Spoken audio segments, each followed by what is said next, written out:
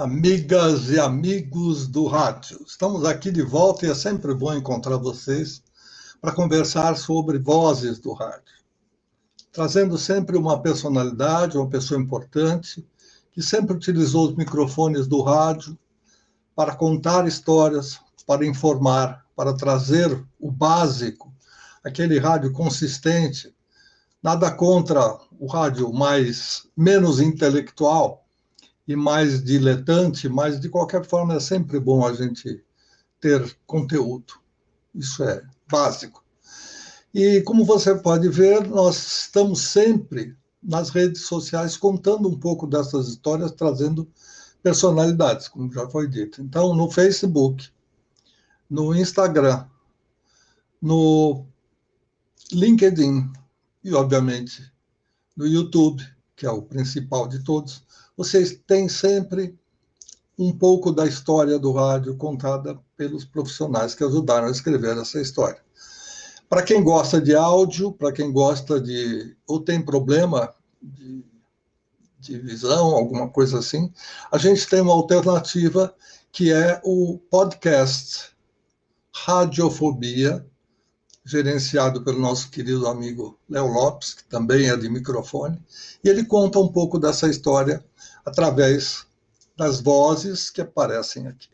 Hoje, a minha alegria em trazer um professor de rádio e televisão, professor de comunicação, professor de muita coisa e um grande jornalista.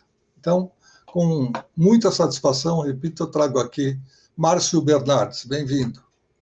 Muito obrigado, Luiz Fernando Maglioca, uma lenda viva da história da nossa comunicação, especialmente do rádio, de quem eu sou fã e sempre acompanhei pelo seu trabalho brilhante, pela sua capacidade. Muito obrigado pelo convite, é um prazer, meu amigo. Faz tempo que eu estou querendo, mas nem sempre os horários dão certo, os seus de um lado, os do estúdio de outro. Mas hoje, felizmente, nós vamos conversar sobre a sua carreira no rádio. O do Márcio, o menino Márcio, onde nasceu, como é que ele descobriu essa vontade de se comunicar? Foi na escola? Já aparecia algum traço que ele iria fazer o que fez e faz ainda hoje? Eu nasci em Ribeirão Preto, em dezembro de 1954.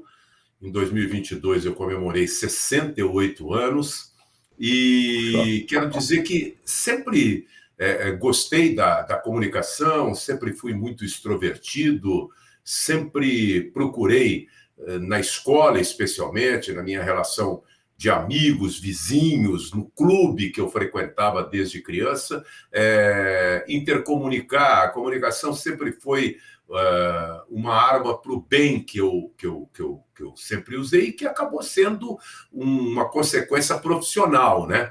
E eu, quando tinha 14, 15 anos, bastante adolescente, eu resolvi fazer na escola que eu estudava o ensino médio, o Colégio São José de Ribeirão Preto, eu resolvi fazer um jornal, escrever um jornal que tinha 8, 10, 12 páginas, era um jornal com papel jornal, com uma tiragem de 5.000 exemplares, e ele era distribuído entre algumas escolas, estudantes de algumas escolas na região do colégio que eu estudava. A primeira edição que eu comecei a batalhar, eu procurei um jornal consagrado de Ribeirão Preto e peguei o orçamento para imprimir 5.000 jornais. Recebi o orçamento e passei a vender propaganda. Eu tinha nenhum exemplar, eu não tinha nada pronto, era um modelo, apenas um boneco, e comecei a correr o comércio de Ribeirão. E vender anúncios, rodapés, vender tijolinhos e etc. E, enquanto isso, procurei uma outra gráfica para também pegar um orçamento de impressão e recebi um preço absolutamente menor do que aquele primeiro jornal que eu pesquisei. Quando eu fui ver quanto eu já tinha vendido de propaganda e o preço que a gráfica me cobrou, ou me ofertou, Eu falei, meu Deus, eu já tenho mais propaganda do que o custo do jornal. Eu vou fazer o jornal e vai virar um negócio, vai virar um meio de vida. E foi assim que eu comecei. Aí eu fiz a primeira edição, foi na época bastante elogiada, mas uma coisa muito simples, muito cru, sem nenhuma técnica, sem nenhuma coisa que pudesse relembrar qualquer façanha. Era um garoto, um adolescente, um menino procurando realizar um sonho. Fiz o número 2, o número 3 e cheguei a mais ou menos 20 edições. Eu, concomitantemente a cada edição mensal do jornal A Voz do Estudante, que eu produzia, editava, escrevia, tinha alguns amigos, alguns colegas de escola que também me ajudavam com alguns artigos, etc.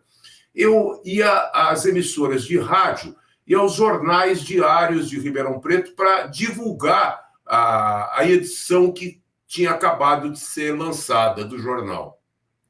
E um dia eu cheguei à Rádio Colorado, que hoje nem existe mais, era uma rádio modesta, uma rádio pequena de Ribeirão Preto, para divulgar esse jornal num dos programas da emissora.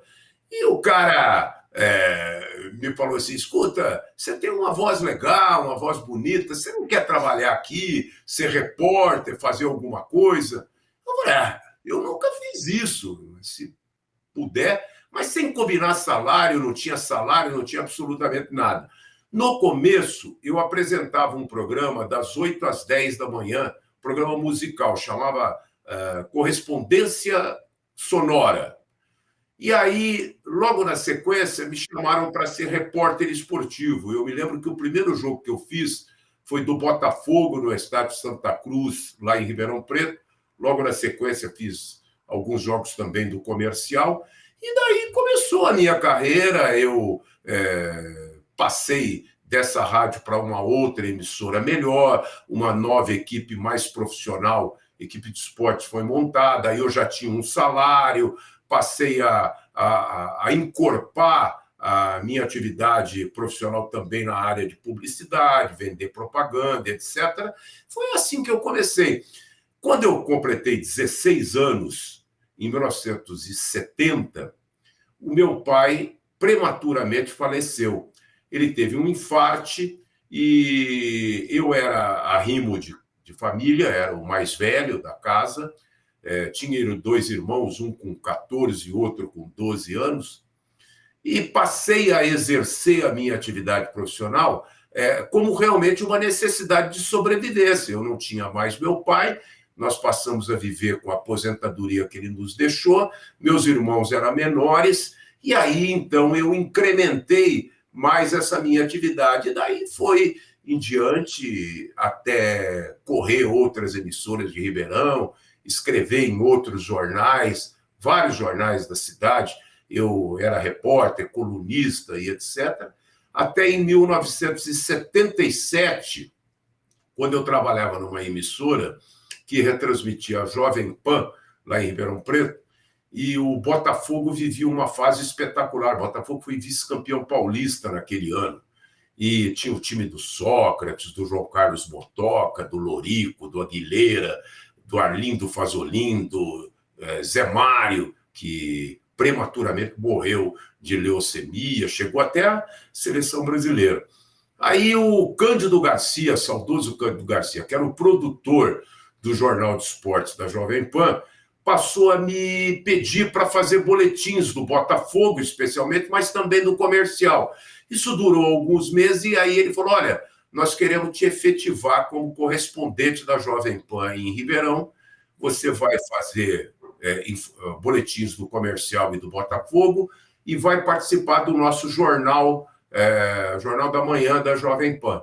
Foi assim que eu comecei e pouco tempo depois acabei indo para a Copa do Mundo de 78, na Argentina, fui para a Rádio Globo Nacional e logo na sequência mudei para São Paulo, estou aqui há 40 e poucos anos, trabalhando basicamente em 3 emissoras, a maior parte do tempo na Rádio Globo, primeiro Nacional, depois Rádio Globo, paralelamente à Rádio Excelsior, e na sequência, a CBN. Eu faço parte do time que fundou, o time de locutores e repórteres que fundou a Rádio CBN. Fiquei lá 19 anos, fiquei um breve período de 2 anos na Rádio Trianon, com Fernando Vieira de Mello, com Antônio Delfiol, com Cláudio Zaidan, com Orlando Duarte, com Ney Gonçalves Dias, com tanta gente boa. E em 2000, eu ajudei a fundar a equipe atual de esportes da Rádio Transamérica. Estou lá desde 2000, 22 para 23 anos. Trabalhando em várias emissoras de televisão também, paralelamente. Essa é a minha história, que está chegando a 50 anos. Bom, essa é só a manchete. Nós agora vamos esmiuçar, porque é muito interessante. Eu não posso deixar de perguntar, o pessoal às vezes fica meio encasquetado, por que você pergunta isso para as pessoas? Porque eu tenho um pouco de estudo, curiosidade bastante, um pouco de estudo astrológico. Então, eu não posso deixar de perguntar qual o seu signo. Você já deu a data de nascimento, mas eu não captei o signo durante. Eu repito, eu nasci dia 4 de dezembro e sou do signo de Sagitário. Mas é só isso que eu sei, viu, Luiz? Não me pergunte, mas qual é a característica do sagitariano? O que você pode dizer da influência dos signos na sua vida? Não sei nada, nunca estudei, nunca li. Tem importância. Eu ia dizer, um dos 3 signos, tudo que você contou acontece muito.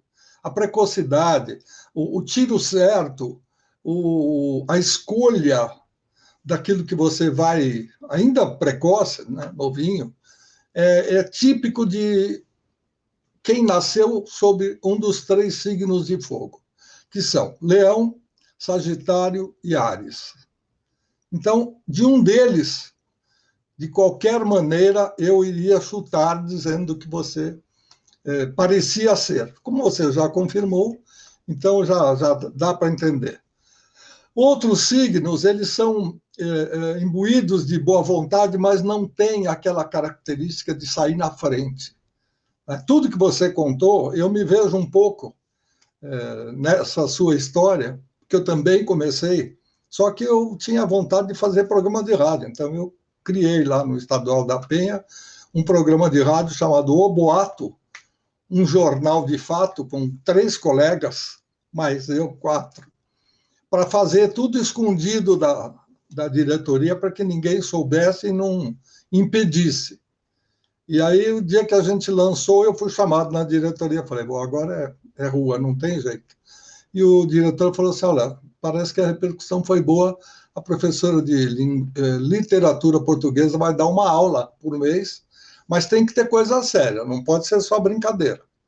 Não pode ser só piadinha, essas coisas, tem que ter um jornal sério aí, vamos ver no que vai dar. E ali estava nascendo o Radialista sem querer. Mas voltando para você, Márcio, ainda um pouco em Ribeirão. Claro que há uma diferença do rádio de lá para o rádio de cá, se bem que nós temos emissoras bastante potentes, fortes, interessantes em Ribeirão e em outros grandes polos aqui do nosso estado. Mas antes de vir para cá, você já vislumbrava essa carreira que você teve ou você achou que, como correspondente, que as coisas foram se segmentando aos poucos? Você começou a fazer o jornal que era geral, trabalhava com todos os assuntos, e, como sempre, quem inventa o jornal é que trabalha mais, eu conheço essa jogada. E aí, daí para frente, você veio escolhendo, seccionando, e aí, com a ajuda do Cândido, queridíssimo, saudoso amigo, Cândido de Paula Garcia, sempre lembrado e com muita capacidade, você começou a ter uma vertente nova, e daí para frente você veio para São Paulo. Conta um pouquinho o que é que você sentia quando você estava com os microfones abertos para falar para São Paulo, ainda numa rádio que era um pouco menor que a Jovem Pan, obviamente. Claro, claro, você tem toda a razão, eu concordo plenamente. A verdade é que eu fiz tudo na minha vida profissional de forma muito natural. eu, como disse, fiquei órfão bem cedo e eu trabalhava para sobreviver. Eu não imaginava, eu não queria fama, não queria holofotes, eu simplesmente queria trabalhar, era um jovem, tinha muita disposição, paralelamente, à noite, eu estudava, cheguei a concluir o curso de comunicação, naquele tempo era comunicação, porque unia o jornalismo, a publicidade e relações públicas.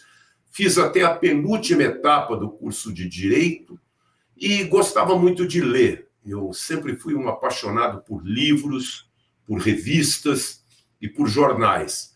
Então, eu acredito toda essa evolução da minha carreira a uma naturalidade do trabalho que eu desenvolvi. Veja bem, quando eu comecei a ser correspondente da Jovem Pan em Ribeirão Preto, o Osmar Santos era o locutor titular. Naquela época, era uma brilhante equipe que tinha grandes profissionais. E, logo na sequência, o Osmar foi contratado pela Rádio Nacional, ainda era nacional, e que se tornou Globo, como eu disse, e teve que montar uma equipe, isso no final de 77, começo de 78. Ele tinha, já na Nacional, alguns profissionais, óbvio que ele iria buscar o reforço com alguns companheiros da Jovem Pan e trouxe de outras emissoras, da Gazeta, da Bandeirantes e algumas outras emissoras, outros colegas, outros profissionais. No meu caso, ele me convidou para ser correspondente, eu me desvinculei da Jovem Pan no começo de 1978 e pedi para o Osmar, falei, olha, a seleção brasileira vai fazer uma excursão agora para a Europa, preparando-se para a Copa do Mundo da Argentina, e eu gostaria de fazer essa minha primeira grande viagem internacional, profissional, etc. Eu consigo, com a rádio que eu trabalho aqui em Ribeirão e com o jornal que eu trabalho, uma boa participação para garantir a minha passagem, a minha subsistência lá na Europa. Eu preciso que você me ajude, complemente isso, veja aí com a Rádio Globo Nacional. E ele conseguiu, eu acabei indo para a Europa em março de 78, fiquei lá um mês e pouco, em mais de 10 países, fomos inclusive à Arábia Saudita. Para mim foi uma experiência excepcional, conviver com monstros sagrados do rádio e da comunicação. As emissoras de televisão ainda não tinham essa pegada atual, era praticamente só a TV Globo que acompanhava e podia bancar jogos da seleção brasileira, tinha um pouquinho a Record, um pouquinho a Bandeirantes, mas para mim foi fascinante. E esse mesmo projeto da minha ida para a Europa com a seleção brasileira, eu discuti com o Osmar na Copa do Mundo da Argentina. Veja só, a nossa equipe, naquela época, da Rádio Globo, que foi para a Copa do Mundo da Argentina, tinha como locutores o Osmar Santos, o Oswaldo Maciel, o Antônio Edson, o Vanderlei Ribeiro, e estava chegando aí de Marília o Oscar Ulisses, que é irmão do Osmar, mas ainda bem jovem como eu. Os comentaristas eram o Loureiro Júnior, o Carlos Aimar, o Braga Júnior, o Jorge de Souza, quer dizer, também outros monstros sagrados da opinião. E os repórteres, veja bem, Roberto Carmona, Fausto Silva, o Faustão, o Silvio Ruiz, o verdadeiro que cobriu o Santos, o Henrique Guilherme, o Castilho de Andrade, que vinha do Jornal da Tarde. Era uma equipe coordenada por um monstro sagrado da comunicação, o Edson Scatamarca, que teve o Tim Teixeira, o César Teixeira, o Paulo Mattiusi, enfim. E eu fui para a Copa da Argentina, fui direto para Mar del Plata, onde estava a seleção brasileira na primeira fase da Copa, E os repórteres da Rádio Globo Nacional eram o Carmona e o Faustão. E eu quase não tinha o que fazer. Eu não tinha o que cobrir, não tinha o que entrevistar. Eles preenchiam praticamente a pauta, né? Todo o serviço necessário para cobrir a programação das rádios Globo e Excelsior naquela época. Então, eu cheguei para o Osmar e falei, pô, Osmar, eu não tenho muito o que fazer, eu estou aqui, estou querendo ser útil, estou querendo contribuir com o meu trabalho. Ele falou, faz uma coisa, fica aí procura dar tiro para o ar, e se atingir e marcar o alvo, a gente põe no ar. Deus me beneficiou, porque o presidente da FIFA era o João Avelange, era a primeira Copa do João Avelange. E eu não sei por que cargas d'água, eu resolvi bater lá no hotel do João Avelange e conversei com ele, ele foi muito atencioso comigo, talvez percebendo a minha inocência, a minha falta de malícia e nenhuma maldade, e me concedeu uma entrevista de quase 1 hora. E justamente eu tive a oportunidade de fazer algumas perguntas que foram pensadas na edição e foram muito comemoradas, repercutiram demais. Na sequência, eu encontrei o Pelé numa boate, numa casa noturna de Mar del Plata, e ficamos juntos lá. Ele estava com o professor Júlio Mazei, com outras pessoas que eu já conhecia, e eu pedi para ele, no outro dia, me dar uma entrevista. Eu fui até o hotel que ele estava hospedado, fiz uma entrevista com ele de 1 hora. Também repercutiu demais aquela entrevista. Então, a Copa começou a se desenvolver e eu falei para o Osmar, Osmar, olha, eu acho melhor o Fausto e o Carmona continuarem cobrindo a seleção, deixa eu ir cobrir a Argentina, porque eu acho que a Argentina vai ser campeã dessa Copa. Então, fui para Rosário, que era o quartel-general da Argentina, e fiquei muito próximo do César Luiz Menotti, que era o técnico e que acabou sendo campeão do mundo. O Menotti, ele jogou aqui em São Paulo no Juventus e jogou no Santos. E era muito amigo do Oswaldo Brandão, de quem eu tinha ficado amigo também, apesar da minha juventude. E mesmo morando em Ribeirão Preto, o seu Brandão sempre foi um paizão, para mim e para todo mundo tem saudade do Brandão. Quando eu falava do Brandão para o Menotti quase chorava, porque ele tinha um reconhecimento e um agradecimento realmente muito legal. E ele me tratou, me abriu as portas da seleção argentina, dos treinos, muitas vezes treinos que não eram permitidos para a imprensa. Eu tinha a permissão e assisti o treino sozinho, fiz entrevistas com muitos jogadores, Mário Kempes, Filiol, Passarella, Holguín, Galvão, Ardiles. Olha, foi um privilégio de poucos. Então, enfim, eu trabalhei na Copa com a Argentina, ao final sendo campeã, na disputa com a Holanda, e conseguindo desenvolver um bom trabalho. Isso já me fez aparecer um pouco entre os companheiros da equipe, entre os ouvintes aqui de São Paulo, entre o público, que naquele tempo, no Brasil inteiro, ouvia muito fortemente o rádio esportivo.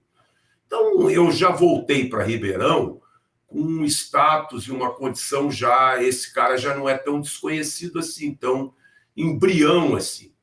E continuei desenvolvendo a função de correspondente lá em Ribeirão, até a Copa de 82, que praticamente aconteceu a mesma coisa. Em 82, na Espanha, aí eu já fui oficialmente como membro da equipe da Rádio Globo, sem dividir verbas, despesas e essas coisas, e eu fui com a função de cobrir a seleção italiana, porque a Rádio Globo, naquela época, numa brilhante ideia do Edson Scatamacher, ela colocou um repórter em cada seleção campeã do mundo, em cada mini-grupo. O modelo de disputa da Copa naquela época era diferente.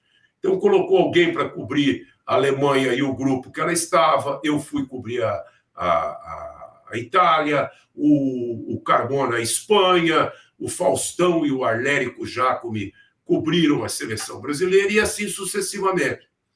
Aí, na Copa, eu tive... A própria Copa teve alguns episódios, se você se lembrar, for buscar e pesquisar, a Itália jogou em um grupo de 4 na região da Galícia, em Vigo e La Corunha. Eu fiquei em Vigo durante 15 ou 20 dias. E eu tinha ficado amigo de vários jogadores da seleção da Itália em 1980, quando aconteceu um Mundialito no Uruguai. Foi um torneio que realizaram para comemorar o cinquentenário de Copa do Mundo, que começou no Uruguai e tal. E eu fiquei muito amigo de vários jogadores que estavam na Copa de 82. Porém, a Itália jogou a primeira fase contra Peru, Camarões e Polônia. E ela conseguiu 3 empates e se classificou para a sequência com um saldo de 1 gol.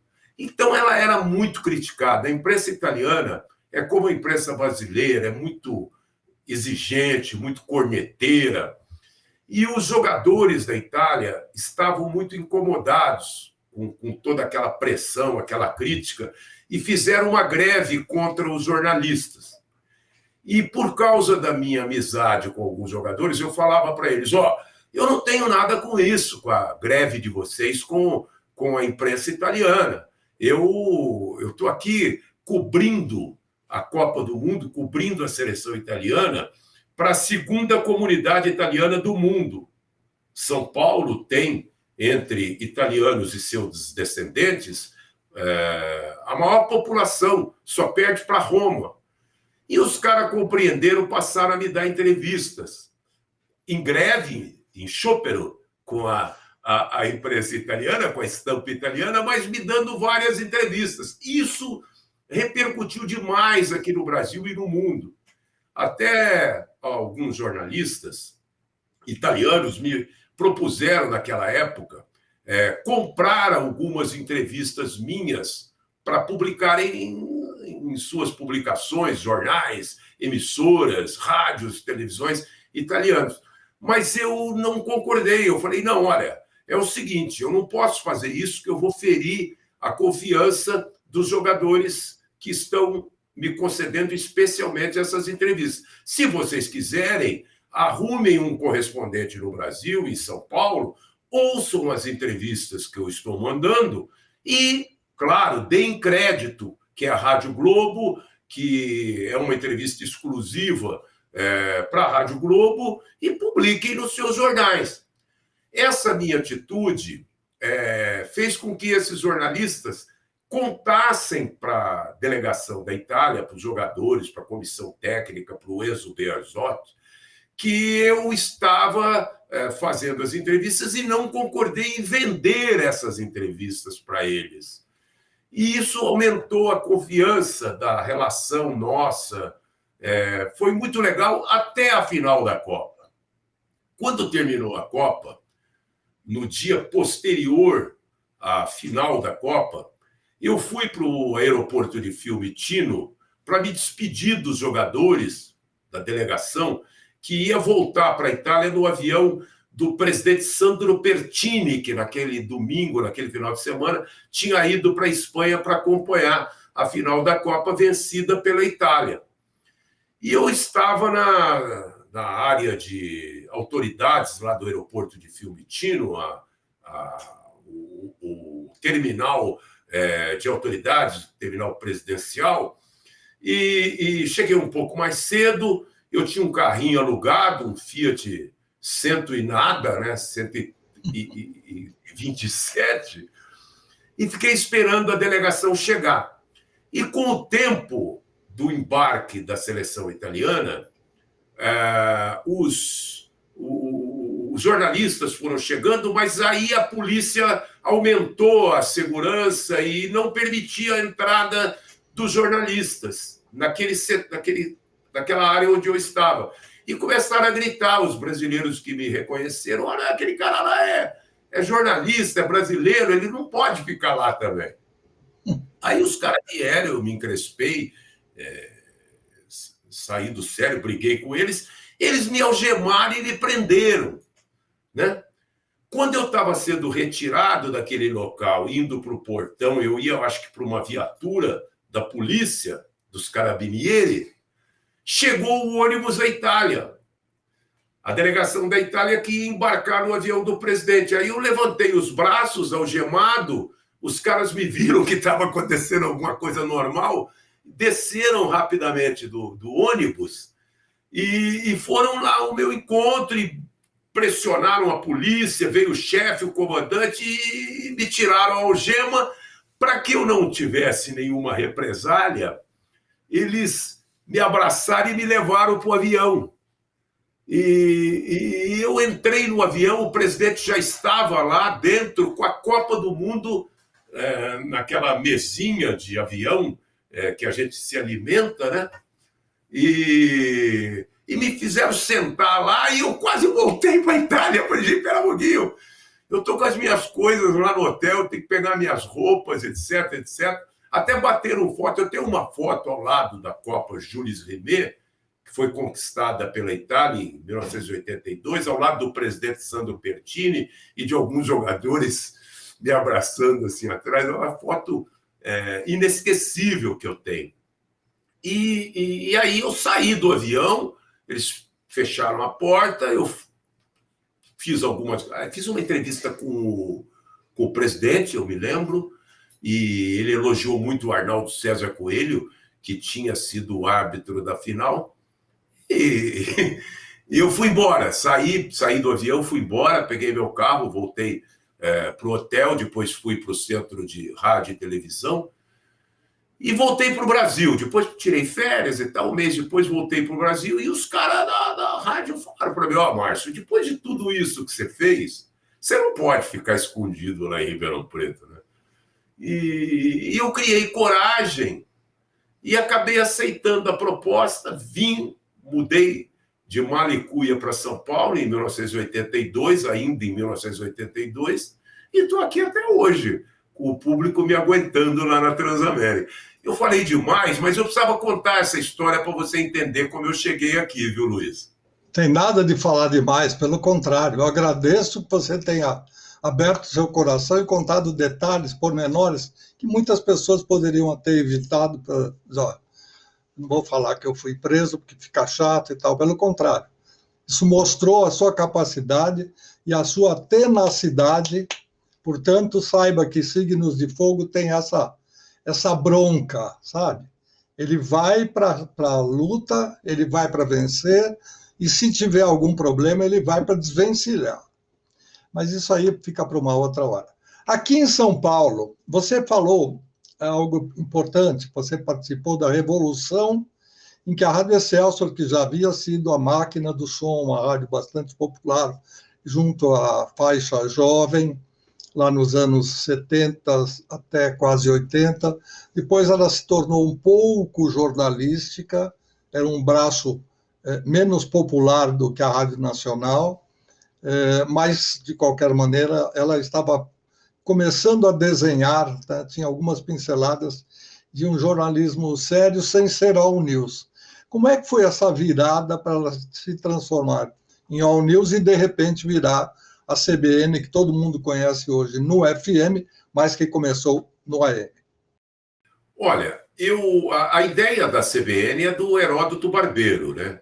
Eu participava, eu cheguei a ter um programa na Excelsior, chamava-se Esporte e Companhia, era todo dia às 8h30 da noite, e eu te confesso que era difícil eu detectar muitos ouvintes, porque naquela época a Voz do Brasil era das 7 às 8, das 8 às 8h30 tinha o Projeto Minerva, era um programa de educação que as emissoras de rádio eram obrigadas a transmitir.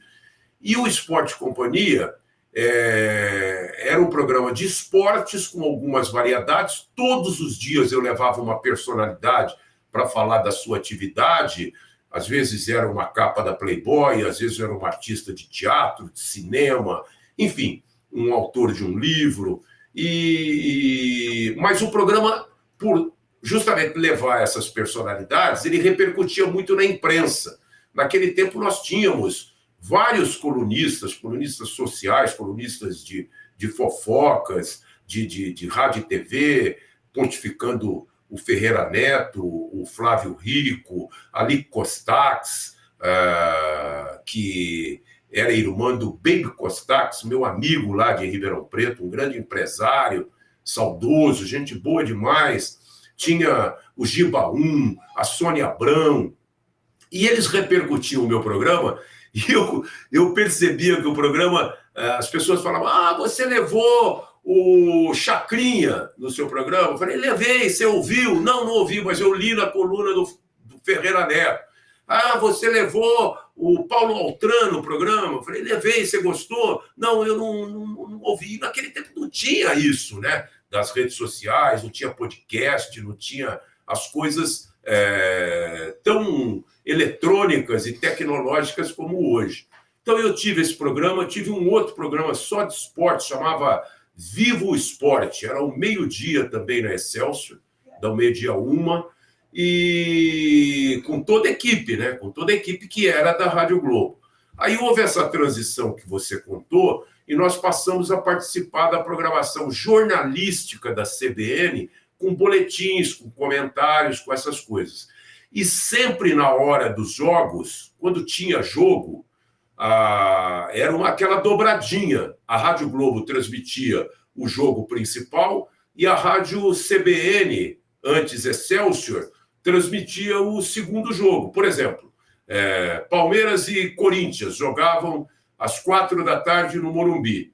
Aí o São Paulo ia jogar em Franca, contra a Francana. Aí a Excelsior ou CBN transmitia o jogo do São Paulo com outra equipe, mas dentro do mesmo time da Rádio Globo. E essa transição foi muito legal, porque a partir daí nós conseguimos perceber que com a evolução justamente da tecnologia, o rádio precisava se encontrar na segmentação. E hoje a gente tem aí tantas e tantas emissoras de rádio e televisão absolutamente segmentadas, sendo que a mais nobre da segmentação é o jornalismo. São várias emissoras disputando esse nicho, isso é muito legal. Há outras emissoras com programas dos mais diversos, né? E eu vejo com muita satisfação e muita alegria essa segmentação. Continua o rádio tocando música, muitas emissoras que tocam música têm uma belíssima audiência. Também a música foi segmentada, né, Luiz? Você que entende disso muito mais do que eu, muito melhor do que eu. Nós temos o axé, o pagode, nós temos o samba, nós temos a música clássica, nós temos a música internacional, temos só música brasileira. Então, eu falei de alguns ritmos e falei de 5 ou 6, 7 emissoras diferentes que disputam esse mercado do ouvinte musical. Mas eu vejo com muita alegria o rádio jornalístico, né? O rádio segmentado nessa área, e o rádio esportivo, que foi tentado uma certa época pela Gazeta, não vingou, mas eu acho que ainda eu vou acompanhar uma emissora que vai apresentar uma programação ou News Sports, 24 horas de esporte, há mercado para isso, há condição disso, e essa situação em breve deve se tornar realidade. Posso adiantar a você que já foi tentada uma parceria de uma das emissoras, ou algumas, talvez 2 ou 3, da TV fechada, vamos dizer assim, canal por assinatura, com uma rádio das jornalísticas que nós temos no DAIO. E aí poderia ter havido uma simbiose, mas contratos, problemas, exigências de um lado e de outro não deixaram a coisa ir para frente. Não posso garantir a você que ela seria uma emissora totalmente esportiva, mas eu posso garantir que ela seria jornalisticamente e com uma força maior impressa para o lado do esporte e não para o lado do geral ou da polícia ou coisas que a gente tem visto e ouvido por aí. Como você bem disse, as emissoras têm mais é que procurar uma tribo para que elas possam identificar o seu público ouvinte e ser 100% da audiência naquele segmento. Porque quem quer fazer top 40 ou as mais, ou só sucessos, etc., acaba caindo em contradição com ela mesma, porque uma hora o axé está na frente, está em cima, outra hora é o sertanejo, essas oscilações que nós temos no mercado, não mais pelas gravadoras, mas pelo próprio mercado, pelos shows, a televisão ajuda a divulgar um pouquinho. Então as pessoas têm mais, as pessoas não, os donos das emissoras têm que buscar uma tribo específica ou um pouco mais aberta, mais eclética, que aceite alguns tipos diferentes, alguns gêneros diferentes de música. Você hoje está numa emissora que está fazendo uma pequena simbiose com o lado da emissora paga, ou seja, da emissora por assinatura, que é a CNN, e está num molde, num modelo um pouco diferente, porque você está na equipe de um profissional, que eu conheci com 18 anos de idade, gosto muito do Éder Luiz, e, de repente, ele resolveu bancar, peitar, como a gente diz nos bastidores, e foi lá e montou a equipe e continua fazendo um bom trabalho, um trabalho bastante forte, vigoroso e com sucesso. Como é que você vê essa coisa, não só do modelo, mas também do tipo de trabalho que hoje é colocado naquela rede que era antes uma rádio de rock de sucesso? Olha, o Éder é um vitorioso, é um super entendido e um magistral comunicador, um profissional, um narrador da melhor qualidade. Ele já tinha começado essa experiência na Rádio Capital. Ele ficou 1 ano na Rádio Capital, depois transferiu-se para a Band FM, ficou mais 1 ano e já tinha sua pequena equipe. E aí foi quando nós montamos a equipe em 2000, lá na Transamérica. Dentro desse conceito de parceria, como você falou, o modelo ele foi muito vitorioso, ele realmente trouxe sucesso para todas as partes, para a emissora, para nós profissionais, para o Éder.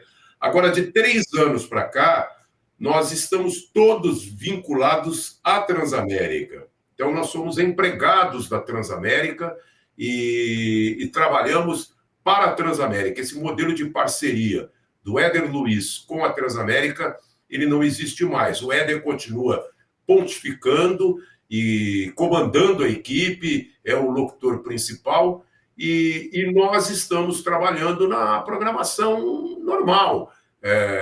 Temos as resenhas diárias, temos os programas dos finais de semana, eu apresento o Debate Bola sempre após os jogos, ou seja, tem jogo, logo após o jogo a resenha é com o Debate Bola, e a emissora, a Transamérica, ela tem esse mix que você falou, tem a parceria de manhã com a CNN, que é uma consagrada emissora de televisão e de comunicação jornalística, o slogan dela é a principal emissora do mundo, né? E tem também uma programação musical. Então é um mix muito interessante, muito legal, e que consagra, sem dúvida, o nome da emissora e o trabalho da emissora. Você acha que ela pode vir a ser? Aí tem um pouco de pitonisa com um pouco de acompanhamento. Ela pode vir a ser essa empresa jornalística que você já meio que planificou, que vai se transformar numa emissora só de informação, com uma pressão grande no esporte, ou meio a meio, poderia ser isso, ou seja, a música pode ser deixada para um dos outros canais da própria rede, como já existe, ou ela vai continuar nesse mix que você acabou de citar? Olha, não sei, isso aí é uma decisão que depende dos acionistas, depende da direção da emissora, dos executivos que comandam a emissora, e me cabe zero participação nesse tipo de coisa. Agora, eu, num determinado tempo aí atrás, o sucesso da nossa equipe de esportes da Transamérica é tão grande, já era muito grande, que havia uma expectativa, quando se implantasse o rádio digital, a tendência do rádio digital é que ele tenha, no mesmo prefixo, mais de um canal, 2 canais, 3 canais, 4 canais. Esperava-se que nessa possibilidade surgisse uma emissora ou esportes, né? A nossa equipe de esportes se responsabilizasse pela programação de um desses canais. Como não veio nesse modelo digital até agora, eu não sei o que pode acontecer. O que eu sei é que a emissora Transamérica é realmente um sucesso, é uma emissora que já transmitiu, desde que nós chegamos lá, 6 Copas do Mundo, já transmitiu 5 Olimpíadas, transmitiu todas as finais de mundiais interclubes, quando estão envolvidos times de São Paulo, e agora especialmente nessa participação do Flamengo, mais recente. Então, eu imagino que o modelo, do jeito que está colocado, ele realmente é muito aplaudido e é um sucesso. Bem, eu não vou dizer para você que eu queria tirar um furo de reportagem, porque não é o caso realmente. As coisas mudam muito rapidamente, mas eu, como acompanho de perto e gosto de conhecer as alterações que estão por vir, eu sempre procuro perguntar para aprender um pouco mais. Eu lamento profundamente o que você disse, é uma grande frustração para nós que trabalhamos no rádio, que amamos o rádio, independente de qualquer outra coisa, porque o FM digital deveria estar aqui, foi testado, foram feitas algumas experiências tecnológicas e acabou não dando certo.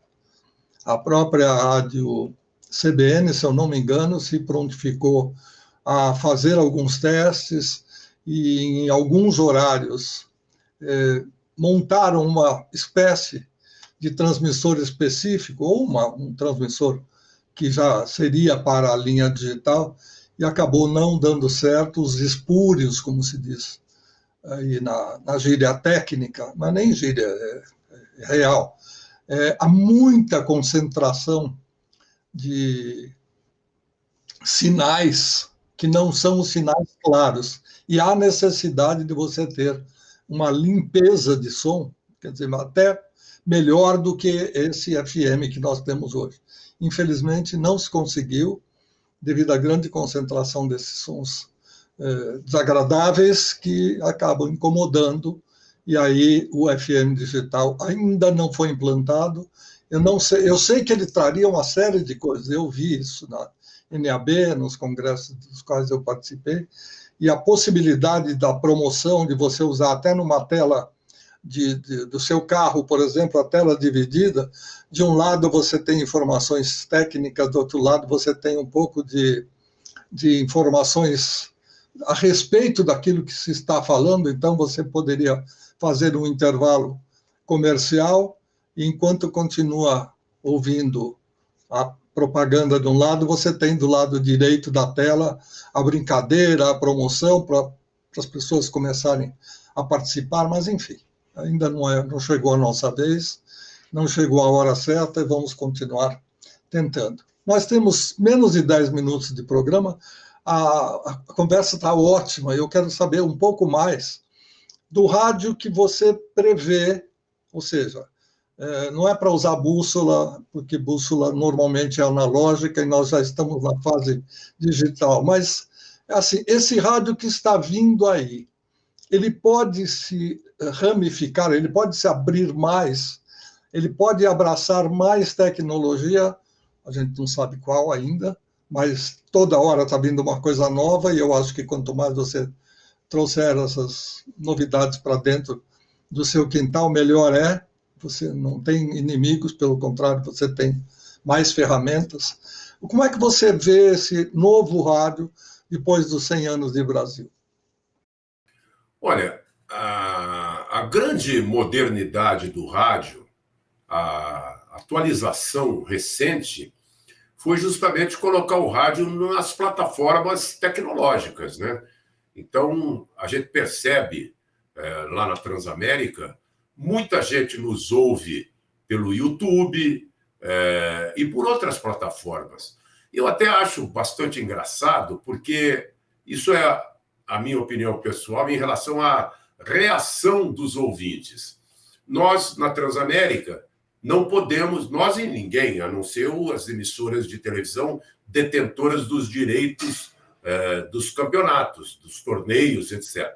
Mas nós não podemos transmitir o jogo. E na hora do jogo, tem toda uma parafernália tecnológica em nós. Então, nós transmitimos o jogo, o Éder Luiz, o Oswaldo Maciel, o Guilherme Lage, eles transmitem o jogo, os repórteres participam, intervêm dessa transmissão, os comentaristas, e eventualmente eu entro na abertura, entro no intervalo e depois com o meu programa, e a câmera do YouTube ou do Facebook ou do Twitter está na gente, focando a gente, e o jogo correndo solto lá. E o ouvinte, ele nos acompanha através dessa plataforma. Isso está ganhando muita audiência com o tempo, né? E a gente percebe que há uma participação, uma interação, o pessoal manda mensagem, é muito legal isso com o ouvinte, coisa que não existia antigamente. Nós falamos de um tempo do rádio, você citou e eu comentei, que a nossa única comunicação com o ouvinte era através de cartas. Eu recebia lá na Rádio Globo, na Rádio Excelsior, milhares de cartas todos os meses. Alguns comunicadores mais populares recebiam centenas de milhares de cartas. Era uma coisa que inimaginável, sem dúvida nenhuma. Hoje não, hoje está tudo muito mais rápido, a tecnologia favorece isso, e eu acho que a grande força do rádio, quando diziam, por exemplo, em 1950, surgiu a televisão, o rádio vai acabar. E realmente a televisão foi feita nos primórdios pelos grandes nomes do rádio, tanto na radionovela, quanto no radioteatro, quanto pegavam os caras do rádio e colocavam na televisão. E assim os disc-jockeys, os locutores, as equipes de esportes e etc. Muito bem, o rádio se fortaleceu, o rádio cresceu, o rádio continua sendo importante. E hoje, meu caro Luiz e meus amigos que nos acompanham aqui agora, eu tenho um dado para informar. Infelizmente, nós não temos números porque não existe pesquisa direcionada e apropriada. Mas a gente pode supor, nas pontas dos dias, ou seja, das 5 da manhã às 10 horas e das 4h30 da tarde até às 8, 8h30 da noite, só na Grande São Paulo nós temos 6 milhões de carros. Todas as capitais do Brasil têm no mínimo 1 milhão de carros. Então, o que esse pessoal preso no trânsito, dirigindo, levando no mínimo, ninguém leva de um local para outro menos do que 40 minutos, 45, 50 minutos. O que esse pessoal está fazendo? Ele está ouvindo rádio, ele está ouvindo música, ele está ouvindo jornalismo, está ouvindo programa de esportes, está ouvindo programa policial e assim sucessivamente. Então, veja, cada vez mais surge, tem a tecnologia aí. É verdade que cresceu muito a audiência nas plataformas. E o rádio continua no dial, sendo fortíssimo. Há uma informação de que a partir de 2024, os carros não fabricarão mais rádios AM, somente FM e acesso às plataformas, às tecnologias. Então, eu sempre digo, eu nunca gostei muito de discutir quando... mesmo que eu receba uma informação que eu estou fazendo uma coisa que maciçamente tem uma grande audiência, eu nunca dou relevância a isso, porque eu acho que tem espaço para todo mundo, tem mercado para todo mundo, tem sol para todo mundo, e o rádio vai continuar oferecendo essa grande oportunidade para todos nós comunicadores. Márcio, eu só posso agradecer mais esta aula que você nos deu, porque é sempre bom a gente conhecer coisas novas, conhecer um pouco da história. E aí eu costumo dizer, e vou repetir sempre, sem me cansar, só quem viveu pode contar. Só quem fez pode dizer como. E você mostrou soberbamente a sua participação. É uma parte da história, mas de qualquer maneira é intensa, é forte. Isso é bom para o nosso espectador, e eles gostam muito. Os que nos acompanham, sejam eles da velha guarda, ou mesmo essa moçada que está estudando comunicação hoje, para saber como é que era, como é que foi e como vai ser o rádio. Muito obrigado pela sua participação, boa sorte nas suas lives, que eu sei que você também tem a sua própria live, e um abraço aos amigos lá da equipe do Éder, da Transamérica, que são praticamente todos grandes amigos pessoais também. Obrigado. Muito obrigado, Luiz. Eu tive uma honra muito grande em poder atender o seu convite, dizer que também tive uma satisfação em poder ficar esse tempo aqui conversando e falando dessa minha paixão. Eu sou apaixonado pelo rádio. Você viu que nós falamos pouco de televisão e eu trabalhei em grandes emissoras nessa minha carreira aqui em São Paulo. Eu quero dizer que você tem uma importância muito grande. Comemoramos recentemente os 100 anos do rádio, e você é um ícone do veículo. O rádio e os ouvintes devem muito a você. Quero te saudar especialmente, te agradecer, te cumprimentar por toda a sua contribuição e dizer que Deus nos abençoe e que estamos juntos, meu brother. Deus quiser. Muito obrigado e até uma breve oportunidade. A gente se vê por aí. Tchau. Olha. Foi aí o nosso querido Márcio Bernardes, que contou história, emocionou a gente, abriu seu coração e disse uma parte da vida dele. A vida é muito mais ampla e o que ele já fez não caberia numa hora de conversa, mas nosso programa tem começo, meio e fim, nós temos que seguir as normas. A você que ficou até agora com a gente, muito obrigado, e semana que vem a gente promete mais novidades. Até lá.